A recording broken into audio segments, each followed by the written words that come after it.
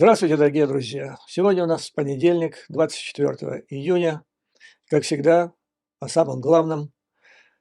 Анализ поступающей информации свидетельствует о том, что у Путина и его страны, которую он возглавляет, возникла парадоксальная ситуация, которую американцы называют Catch-22. То есть это ситуация, которая не имеет решения.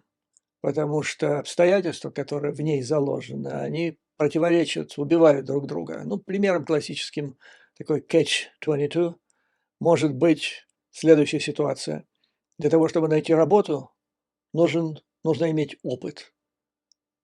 А для того, чтобы иметь опыт, нужна работа. И вот каждый начинающий здесь, вернее, каждый молодой специалист, закончивший колледж или школу здесь, сталкивается с такой парадоксальной ситуацией. Ну, я сейчас пройдусь буквально по пунктам, чтобы объяснить, в чем она выражается для Раши и для ее руководителя. В Париже прошла крупнейшая выставка вооружений. Она так задумалась, как крупнейшая, потому что традиционно таковые бывает. Но на этот раз она выглядела достаточно скудно, потому что вооруженной индустрии всего мира кризис по причине нехватки, острейшей нехватки, дефицита комплектующих во всем мире, от которого страдают даже крупнейшие в мире производители вооружений. В Соединенных Штатах, в Великобритании, во Франции, в Германии и так далее. Их просто нет. Поэтому те разговоры со стороны Путина о том, что его ВПК достигает невероятных результатов, производство снарядов увеличено в 20 раз, это просто тупая детская наглая ложь. И в этой ситуации вот острейшего дефицита комплектующих Россия оказывается в худшей ситуации, чем Украина. Потому что у Украины есть группа «Рамштайн», которая вот будет скоро переведена под эгиду, под зонтик НАТО. Это как 50 стран с налаженными связями, которые уже активно задействованы были за время российской агрессии против Украины. Это также крупнейшие производители вооружений в Штатах, в Западной Европе с налаженными поставщиками, каналами поставки комплектующих. Это, наконец, группа, которая неформально самоорганизовалась под зонтиком чешской инициативы по поставкам артиллерийских снарядов в Украину, которая состоит из неформальных, но профессионалов высочайшего уровня, которые знают, где, что, как лежит. Но вот в России всего этого значительно меньше. И кроме того, куда ни ткнись, везде потенциальные поставщики этих скудных комплектующих боятся вторичных санкций Соединенных Штатов Америки. Поэтому Российская Федерация в перспективных планах развития своего ВПК вообще и производства снарядов находится в критической ситуации. И это главное было, как считают специалисты по торговле оружием в мире, это была, пожалуй, главная цель Путина, с которой он отправился на поклон Ким Чен Ыну. В это время в Европе ситуация гораздо лучше. Ну так, ЕС рапортует, что к концу этого года предприятия ЕС будут производить 1,9 миллиона снарядов в год.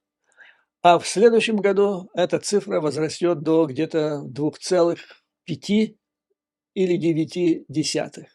То есть это будет идти буквально на уровне России. Но есть же еще Соединенные Штаты Америки, есть еще другие очень крупные в мире поставщики оружия из стран или глобального юга, или суперразвитых стран Юго-Восточной Азии. Поэтому в массе своей Украина должна и получит гораздо больше снарядов, чем Россия, начиная вот уже со следующего года. а к концу этого года они практически сравняются. Ну и помимо того, что Российская Федерация, значит, двинула на позор с протянутой рукой Ким Чен Ыну в Северную Корею, представители России рыскают по странам Африки в попытке скупить обратно те виды оружия, которые когда-то были туда, в Африку, поставлены, часто бесплатно. Но это, естественно, не новейшие виды вооружений. Это не самые летальные виды вооружений. Это оружие, которое было предназначено для боев в джунглях, скажем так. В джунглях, в саванне, в пампасах. То есть это не для каких-то там великих танковых сражений времен Второй мировой войны. Поэтому вот это проникновение Вагнера, которое считают, что главную цель имеет э, покорение или подчинение Африки Российской Федерации, но ведь это что-то, да, они там золотишко где-то ухватят, бриллиантов или алмазов, но главная цель вот на повестке дня – это скупить там все, что может стрелять, для того, чтобы отправить ее обратно на украинский фронт. И вот сегодня, или нет, это было вчера, Институт изучения войны выдвинул идею, что Россия, лично Путин, сейчас старается построить анти-НАТО. То есть проснулись. Байден уже с начала российской агрессии создает альянсы. Он понял первый, что значит альянсы или союзы в современной войне против России. И ими уже опутан и Атлантика, и Тихий, Индо-Тихоокеанский регион. Ну, Путин, кремлевские стратеги проснулись, когда уже места фактически все заняты. И вот у них, считает Институт изучения войны, что-то там намечается, уже формализованное. Ну, там, это Китай, а вот теперь уже фактически первые подписанные на документе соглашения с Северной Кореей. Ну, с Вьетнамом ничего не получится, тем не менее. То есть вот он прообраз анти-НАТО. Институт изучения войны не назвал. Нету, видимо, названия этого в этой организации или этого блока пока мифического. Поэтому, пользуясь ситуацией, я хочу присвоить себе пальму первенства. У меня есть для него название, которое я сейчас предложу вашему вниманию, предлагаю обсудить. Вот когда наметилось сближение России и Китая, я назвал это Pussy Pact. Ну, Путин, Си Цзиньпин, да. Кто знает английский язык, поймет, что тут несколько более глубокая подоплека этого всего. Ну, а вот уже формализованный пакт, который является как бы так продолжением этого Пуси-пакта, мы можем назвать его Пуки-пакт, Путин и Ким. Итого у нас получается вот антинато во главе с Путиным, Пуси-Пуки альянс. Ну, фактически, если мы сейчас, а я это сейчас сделаю, мы разберем по пунктам, к чему это все приводит, вот этой ситуации catch-22. Чем больше он дергается, шевелится, тем хуже для него получается. Поэтому поехали по пунктам. Первое. Вот эта его суета организатора, великого организатора международных альянсов и пактов из Кремля, она поставила под угрозу, причем самым серьезным образом, подставила под угрозу те результаты, которые Путин фактически уже считал у него в кармане. Я имею в виду поставленная под контроль Москвы, ее спецслужб и вообще Кремля, значительная часть республиканской партии во главе с ее лидером Трампом. Мы неоднократно говорили об этой проблеме. Мы видели результат этой проблемы, когда представители вот этой партии, некоторые шумно, откровенно, другие тихо, молчаливо, но полгода саботировали принятие в Палате представителей законопроекта о выделении Украине пакета помощи в 61 миллиард долларов. Это пятая колонна Путина, Кремля в Соединенных Штатах. В партии, великой партии, как ее называют, старой великой партии, партии Рейгана. И понятно, что я вам говорил об этом, вот это очень важное было соображение о том, что Путин не будет делать никаких резких телодвижений до окончания предстоящих президентских выборов в Соединенных Штатах Америки. Потому что есть у него теплится надежда, что выиграет Трамп, и тогда все проблемы Путина решаются молниеносно. Ну и Трамп неоднократно подтвердил это публично, последнее его заявление на очередном съезде, очередной встрече с избирателями публичной, где он назвал Зеленского величайшим торгашом в мире, который вот приехал в Вашингтон, попросил 60 миллиардов, ему дали, он возвращается в Киев и тут же просит еще 60 миллиардов, но ему дали теперь 50, тоже немало, тоже неплохо. И так может быть до бесконечности. Трамп очередной раз, это было буквально неделю назад, он сказал, я все это прекращу на корню. И повторял опять, ни цента Украине. И вместе с ним вся его братья в республиканской партии, которая наиболее ярко выраженная группировкой МАГА, Make America Great Again, да? И вот Путин вот этими ходами, в частности, своей мощной поездкой в Северную Корею наносит мощнейший удар по вот этому своему достижению Америки в республиканской партии. И все это связано, конечно, с Трампом. По этому поводу эту тенденцию, она только намечается. То есть в Соединенных Штатах ее еще не пронюхали, не прочухали, как говорят, в полной мере, но ее уловила китайская газета South China Morning Post, представитель которой, вернее, завбюро который в Вашингтоне опубликовал статью, которая, значит, пишет, в которой говорится: переход Путина к ядерному оружию, вернее, использование Путина темы ядерного оружия в связи с Северной Кореей, она избавляет американских республиканцев от зависимости от Российской Федерации. То есть, что, собственно говоря, произошло, я вам напомню. Путин решил очередной раз блефом напугать Америку, и, как он пообещал, в ответ на разрешение американцев ВСУ стрелять по российской территории американскими ракетами, значит, Пу пригрозился разместить ракеты, которые будут представлять угрозу для Соединенных Штатов. В связи с этим он якобы поехал вот именно с этой целью в Северную Корею, и там договорились. Короче говоря, договаривались так, что полностью стало ясно, что Россия будет создавать для Северной Кореи, для Кима сумасшедшего, потенциал первого ядерного удара по Соединенным Штатам Америки. И вот это было уже, как говорят американские, too much. Он заигрался, просто заигрался.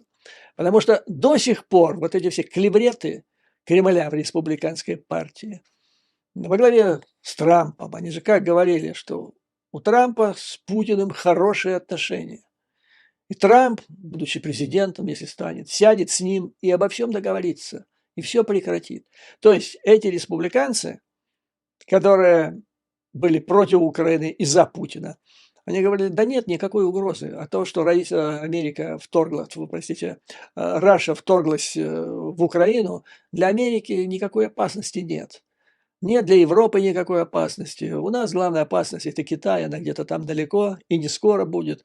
Поэтому не надо. Тут дела есть поважнее. Как говорил Такер Карлсон, у России много нефти, вот много денег, вот с кем надо дружить и так далее.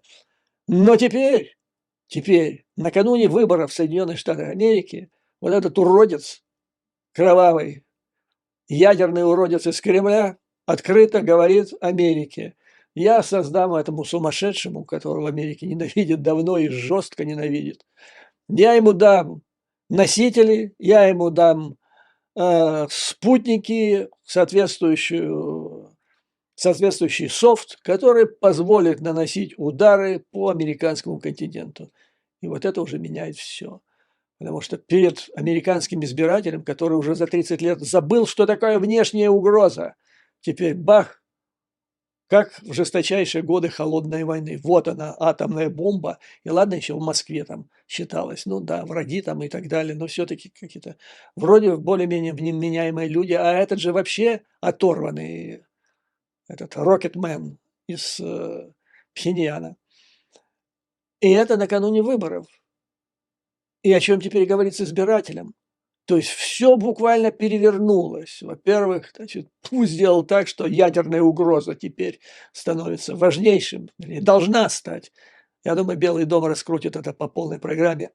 Ядерная угроза должна выйти, стать одним из фаворитов на предстоящих президентских выборах в плане важности обсуждающих вопрос, который должен затмить все абсолютно. Второе. Вот тот друг, которого Трамп до сих пор рекламировал как, извините, как своего друга, с которым у него хороший relationship, теперь оказывается смертельный враг Соединенных Штатов. Значит, а кто такой Трамп тогда получается? Идиот, который этого не понял, не раскусил, тогда он идиот действительно. Или это человек, которому плевать на интересы Соединенных Штатов, на безопасности, потому что его организация от этого урода кремлевского, значит, много денег в свое время получила, еще хочет получить. То есть тут уже вопрос как-то так, все меняется, как писал великий классик, все смешалось в доме Облонских, причем сделал это как-то так резко и одновременно. И это сделал сам Путин, понимаете? Вот здесь South China Morning Post описывает этот день, этот момент, когда это происходило. Майк Тернер, большой друг Украины, республиканец, председатель Комитета по делам разведки Палаты представителей, выступая в Конгрессе в один и тот же день, значит, он требовал от администрации Байдена, чтобы она предоставила Конгрессу, его комиссии, всю необходимую информацию для понятия, в каком положении, в какой ситуации находится противоракетная оборона и вообще силы сдерживания ядерного Соединенных Штатов Америки накануне возможного дня Че, там, когда вот Раша может применить это ядерное оружие или Ким Чен Ын и так далее. И это как раз происходит в то же самое время, когда Пу сначала договаривается в Северной Корее, а потом, значит, едет во Вьетнам, где рассказывают о том, что он будет менять свою ядерную доктрину. Я проанализировал вам в предыдущих видео все эти высказывания, это оказалось все блеф абсолютный. И они продолжают блефовать. Вот сейчас, буквально вчера, Картополов, это генерал-полковник, рашинский председатель комитета по делам вооруженных сил в рашинском парламенте, заявил, очередной раз решил напугать американцев, сказал, что раз возрастает угроза, то мы в ответ теперь сократим время для принятия решений о применении ядерной силы. Совершенно идиотское заявление для генерал-полковника. Хотя он такой генерал-полковник. Он вышел из этих самых политруков, политработников, комиссаров. То есть это специалисты поля-ля в основном, а не по ядерным вооружениям. Но тем не менее, это председатель комитета. Значит, если разобрать, что он сказал. В российской доктрине написано, что они будут применять ядерное оружие только в ответ. Это будет ответный удар. То есть, когда, я вам по пунктам это объяснил, или получена информация из спутников, что американцы запустили ракеты, или же, значит, они уже упали на российскую территорию, теперь, значит, слово за Кремлем. И вот мы в этих условиях сократим время принятия решений. Ой, Господи, да сокращайте, вас уже нет, вам уже звонит колокол. Ракеты американские уже упали или запущены, упадут через 20 минут. Ну, сократите принятие решений, если сможете. Идиотское, то есть лишь бы что-то булькнуть, лишь бы чем-то пригрозить очередной раз. Ну вот. И Путин, значит, вот этим бессмысленным блефом в это время пригрозил. Но это уже работает. То есть Майк Тернер уже понял, он подхватил это, потому что он-то видел в Путина, кто есть на самом деле, давно, в отличие от маговцев, республиканцев. И он всегда был за Украину, с Украиной, за помощь Украине. А вот другой еще, более яркий феномен. Сенатор Рик Скотт, это сенатор из Флориды, где тоже вот этот самый кандидат у них, губернатор, который участвовал в гонке президентской и снялся потом, выступал против помощи Украине. И сенатор Рик Скотт против помощи Украине, причем так резко, категорически. Что нам туда лезть? Там никакой опасности для нас там нету, мы должны своим делом заниматься. А теперь нет. Теперь он за Украину, потому что он понял, кто представляет главную опасность. Линдси Грэм. Но это человек, которого я ему не верю. это мерзкая совершенно личность в том смысле, что он как флюгер. Но зато при помощи того, что когда знаешь, что он флюгер, ты понимаешь, откуда дует ветер, потому что он вот прямо с этим ветром. Так вот, значит, он занял более жесткую позицию в отношении Москвы. Тоже происходит, значит, какой-то перелом. Среди демократов Путин сплотил демократическую партию в плане поддержки Украины, потому что вот когда голосовали за помощь, пакет этой помощи в 61 миллиард, там некоторые демократы выражали несогласие, говорили, не будем голосовать из-за газа, из-за сектора газа, потому что там якобы Израиль, ну, вы знаете эту историю, да, не буду ее даже повторять.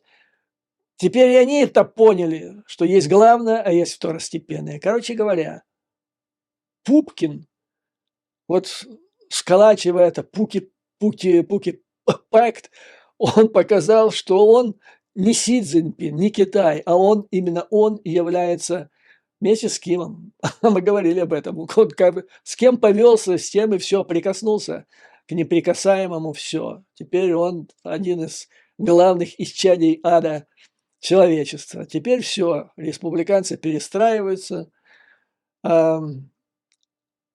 переходят в сторону, значит, в лагерь рейганистов, а Трамп со своими маговцами, они что-то должны думать, что-то должны думать. Отсюда, значит, можно сделать следующие выводы. Путинское лобби в Соединенных Штатах Америки должно вот в ближайшее время начать процесс сокращения благодаря Путину, благодаря его последней вот этой феерической поездке.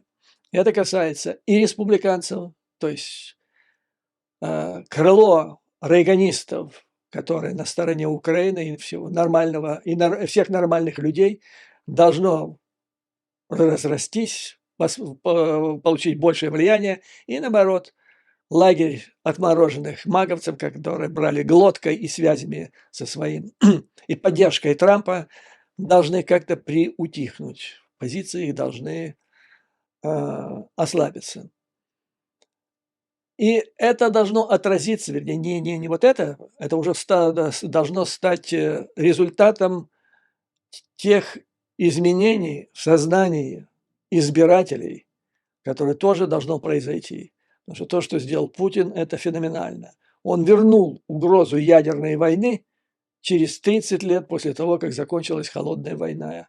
Это надо стараться. То есть это все спецслужбы мира, вместе взятые, имеющие целью подорвать усилия Раши во внешней политике, они бы не смогли это сделать. Пупкину это удалось.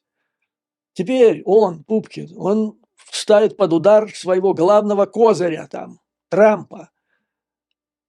Как теперь Трампу говорить, что Путин хороший человек, мой друг, и мы с ним сядем и порешаем? Какое решение, когда он на нас снабжает этого самого Ким Чен Ына технологии, необходимые для нанесения упреждающего удара по Соединенным Штатам Америки? То есть все это летит, все, над чем работали спецслужбы, внешне, Министерство иностранных дел, ну, вообще вся внешняя политика Кремля в течение 20 лет, пока Путин сидел в кресле, все это летит на американском направлении, все летит в корзину.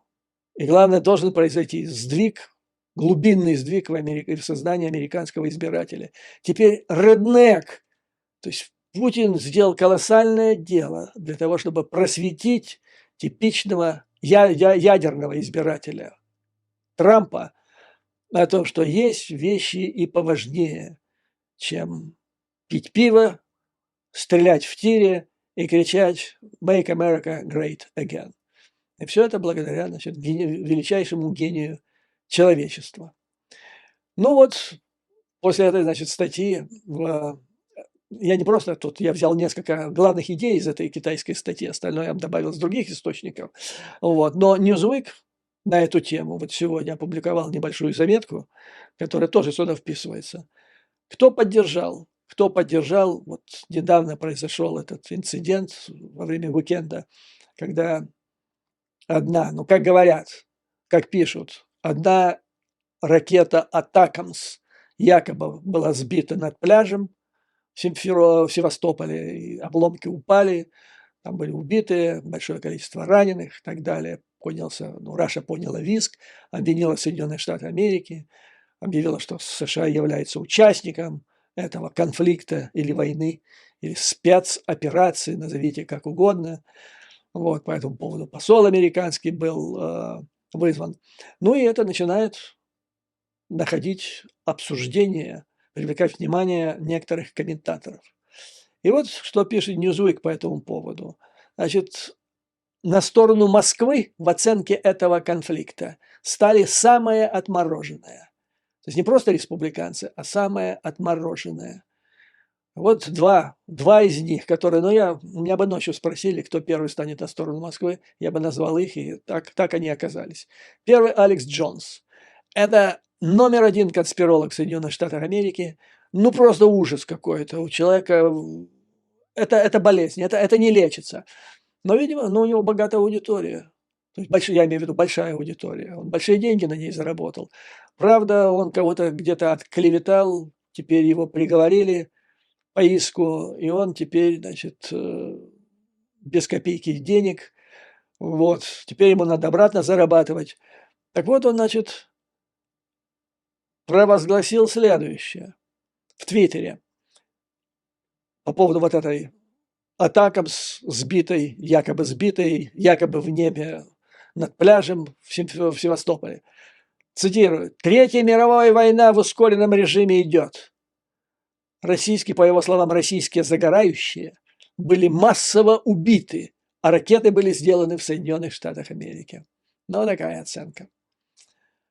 Теперь вторая. Я думаю, многие из вас, кто регулярно слушают, значит, мои видео, догадается, что эта красавица была Марджори Тейлор Грин, еще одна отмороженная, которую Трамп рассматривал в качестве претендента на пост вице-президента в паре с ней на предстоящих выборах.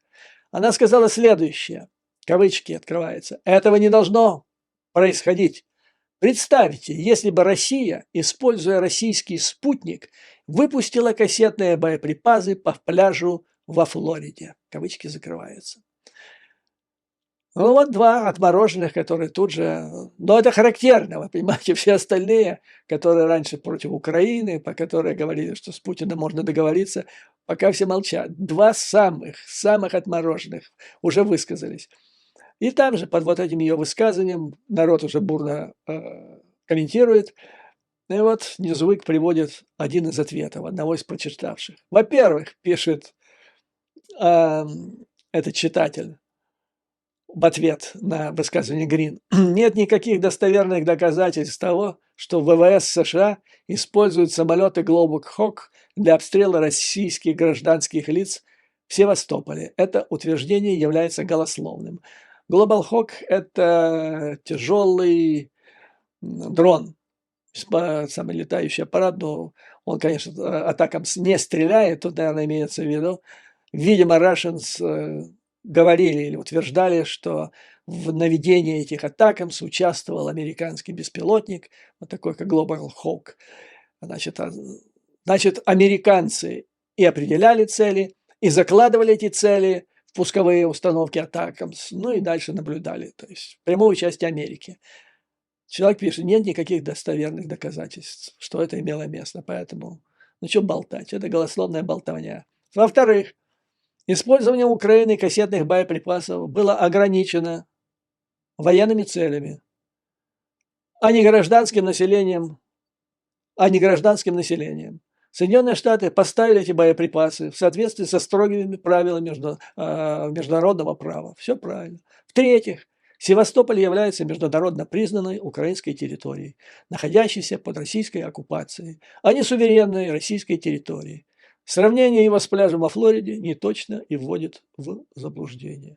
Коротко и ясно. То есть количество их представительства в средствах массовой информации Соединенных Штатов, количество тех, кто, значит, принимает трезвые решения и правильно осмысливает ситуацию на полях сражений в Украине и вообще кто такой Путин и с кем нужно быть за, и против кого нужно быть против и так далее. Благодаря усилиям Путина все становится на места, на правильные места. Вывод. В ближайшее время, я думаю, пройдет неделька, вторая, средства массовой информации поработают в Соединенных Штатах, и получится ситуация, когда среди республиканских сторонников Трампа Москву, Путина будут поддерживать только конченые.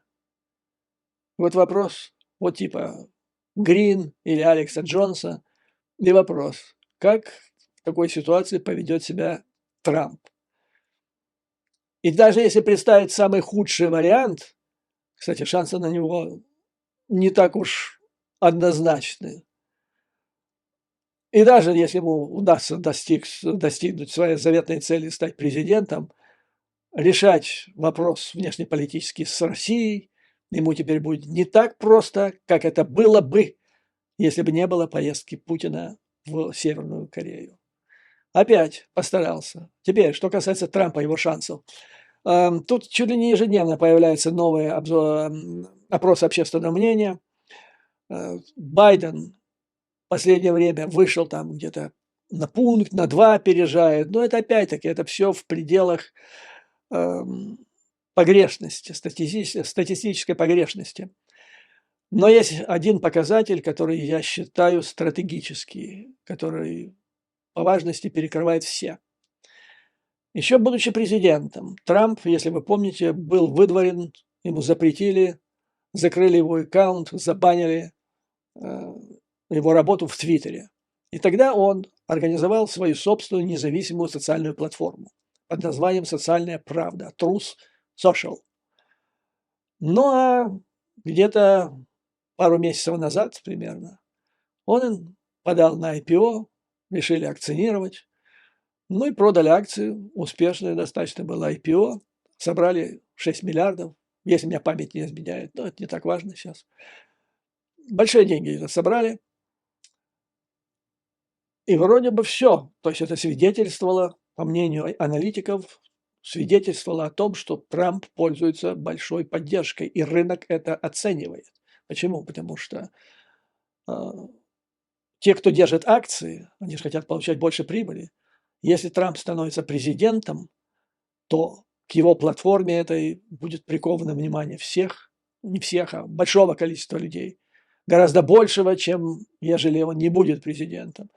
А это значит прибыли компании, больше рекламы там и так далее. Так вот, после того, как против него было вынесено, то есть он осужден был, он стал осужденным преступником или convicted felon, акции этой компании Truth Social камнем летят вниз.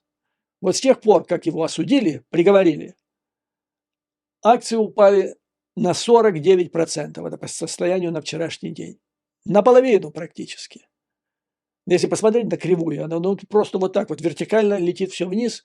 Плюс, еще говорят, это еще не окончательно. Они дальше будут лететь, потому что акции эти очень переоценены, учитывая перспективы Трампа на переизбрание. Я считаю, что это очень важно. Ну и аналитики считают, что это важнее, чем все опросы общественного мнения вместе взятые, потому что здесь человек не просто так высказывает свое мнение. Может, да, может, буду, может, не буду, там, а потом не буду, не пойду. А тут люди вот сейчас вытаскивают свои деньги и, так сказать, голосуют рублем.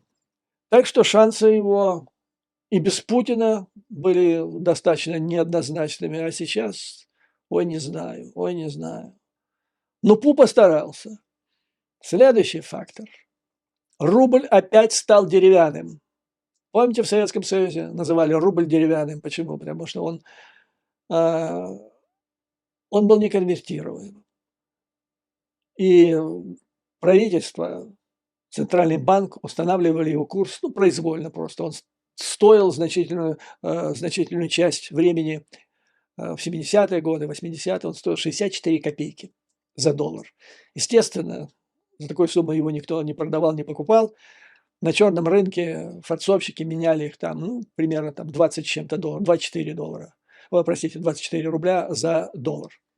Ну, потом значит, развалился Советский Союз, прошло десятилетие, высокие цены на нефть, страна покрылась жирком, рубль стал конвертируемый, и тут вот в результате титанических усилий Путина он опять деревянный. В каком смысле? Китайский юань стал основной иностранной валютой для зарубежной экономической деятельности России. Все, поскольку западные санкции душат ее экономику и подталкивают Москву к сближению с Пекином. Это пишут китайские газеты. В торговых расчетах доля юаня в российском экспорте возросла с 0,4% до 34,5%, а в импорте с 4,3% до 36,4%. На валютном рынке в декабре 2023 года доля юаня в общем объеме торгов на российском биржевом и внебиржевом рынках достигла 46 и 32% соответственно по сравнению с почти нулевым значением в ноябре 2022 года. Ну а вот на прошлое это цифры, видимо, естественно, до того, как американцы ввели последние санкции, запретив вообще какие-то транзакции на московской бирже с долларом. Теперь все, биржа прекратила свое существование. Фонд национального благосостояния, вот это очень важный показатель. В настоящее время юань составляет 60% от российского фонда национального благосостояния, остальные 40% приходится на безналичное золото.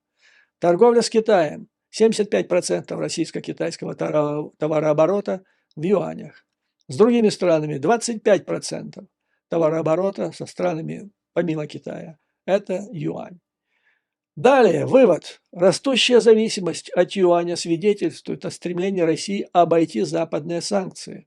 Однако это тут же создает новые зависимости и новые риски. Теперь, вот он, теперь судьба и стоимость российских резервов во многом зависит от решений китайских властей. Почему? Потому что юань – это валюта не рыночная, его курс определяется не рынком. Это не объективная категория, непредсказуемая. Она зависит только от решения руководства Коммунистической партии Китая. И теперь, поскольку Китай 60% фонда национального благосостояния России, теперь Китай может с этой Россией делать все, что угодно, абсолютно. Он может проводить манипуляции всевозможные с курсом юаня, и этот фонд национального благосостояния рухнет завтра же, завтра. То есть Путин, он не просто вассал теперь, который там подчиняется. Путин – это раба Си Цзиньпина, раба, с которой он может делать все, что угодно. Вот так вот. А внутри он деревянный рубль, так же, как и во времена Советского Союза. Вот так вот надо работать. Я вот всегда говорил, мысль меня посетила уже много-много лет назад, еще до открытия этого канала и до вторжения, до агрессии Путина в Украину, то если собрать все антироссийские, недружественные страны, взять их спецслужбы, и все, объединившись и получая максимальное финансирование от своих правительств, они бы захотели вот такое сделать с Россией, им бы это не удалось. Это оказалось по силам одному единственному человеку.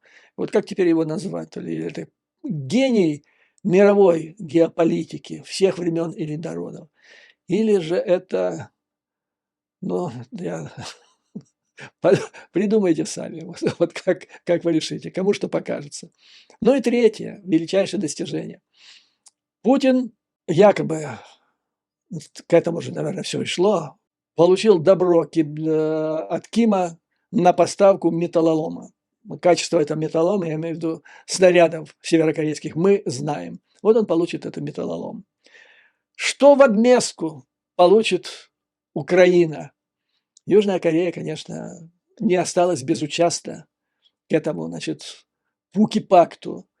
Поэтому, значит, она заявила о том, что пересмотрит свою политику в торговле оружием, поставках оружия, в области поставки оружия другим странам. Политика состояла в следующей. Южная Корея уже многие годы является одним из основных, ну, крупнейших, по большому счету, экспортеров оружия в мире. Оружие качественное, танки у них замечательные, гаубицы у них великолепные, снаряды топ-нотч. И, естественно, вы же можете, наверное, можете представить даже фантазию своей, сопоставить качество южнокорейского снаряда и северокорейского снаряда. Все тут понятно, без особых объяснений. Так вот, значит, формально до сих пор позиция Кореи состояла в том, что они готовы поставлять, но у них правило было, что они не могут поставлять оружие в воюющие страны. То есть открыто они не могли поставлять снаряды Украине. Но большая проведенная работа туда-сюда, ну, вы сами понимаете, да, Южная Корея поставляла, вернее, она поставляла снаряды другим странам, а потом они как-то так вот оказывались в ВСУ, распоряжение ВСУ. А теперь Северная Корея говорит, да мы теперь будем делать это открыто. Они еще посмотрят, да, они говорят, мы посмотрим, как на самом деле пойдет развитие этого Пуки-пакта. Но если так, как мы предполагаем, то мы открыто начинаем поставлять оружие в ВСУ. Но я же уверен, Путин не так просто же поехал. Если ему Ким не даст те снаряды, тот металлолом, так вообще ситуация аховая, критическая совершенно. Значит, ему надо это все позарез. То есть что-то они будут делать. И этого будет достаточно Южной Корее для того, чтобы двинуть весь поток своего оружия, боезарядов в Украину. Я слышал от компетентных людей, что Корея за время агрессии России против Украины поставила свыше, вернее, так, скажу так, между 200 и 300 тысячами снарядов в Украину. Ну а так, если Пуки-пакт будет успешно развиваться, то Южная Корея станет одним из крупнейших поставщиков открытых оружия в ВСУ. Ну и тогда вся гениальность Путина проявится в полной мере. Вот такая, господа, ситуация на настоящий момент. И с моей точки зрения, она, ну, во всяком случае, это не поле боя, да, где решается все. Это вокруг него, вокруг. Это комплектующие, я бы так сказал, вот это все, о чем я говорил, это комплектующие, которые необходимы для того, чтобы достичь победы на поле боя. Но так вот фишка, она падает таким образом, что вопрос о том, кому выгодно, а кому невыгодно война на истощение, она как-то так становится совсем неоднозначной. То есть, да, в России больше человеческой массы, больше потенциальное количество призывников, хотя не факт, что их всех призовут, и что смогут их призвать, поэтому и шастают по Африке в поисках не только оружия, но и пушечного мяса. Но так вот складывается ситуация, что чем дальше, чем более активно действует Путин, тем хуже перспективы Раши в этой войне. Поэтому, господа, заканчивая это видео, скажу, как всегда. Слава Украине и вооруженным силам! Враг будет разбит, победа будет за нами. А вам, дорогие друзья, как обычно, выдержки, мужества и твердой веры в нашу неизбежную победу. До новых скорых встреч!